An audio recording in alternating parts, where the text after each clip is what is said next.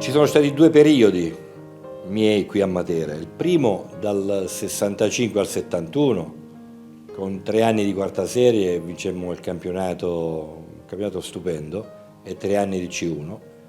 Poi sono andato un pochettino in giro e ci sono tornato da Lecce nel 77-78.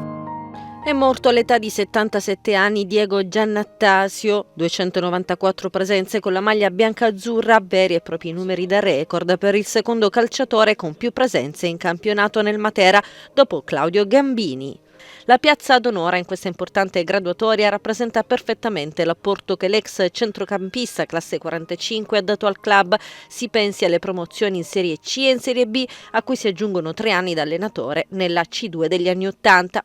L'atleta, originario di Teramo, giunse alla corte del presidente Salerno nel 65, dopo la trafila nelle giovanili del Bari. L'inizio della sua carriera il 21 settembre coincise con l'apertura dell'incredibile ciclo del Matera dei Miracoli, che portò la squadra ai massimi livelli di sempre.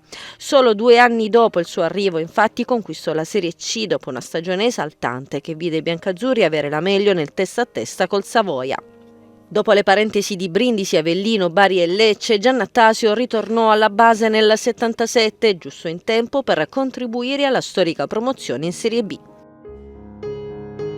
Matera fu anche il trampolino di lancio per una carriera da allenatore ricca di soddisfazioni. In qualità di tecnico, dopo aver guidato il club biancazzurro in 3 campionati di C2, Giannattasio passò in vari club pugliesi, prima del salto alla primavera del Perugia con 2 scudetti vinti.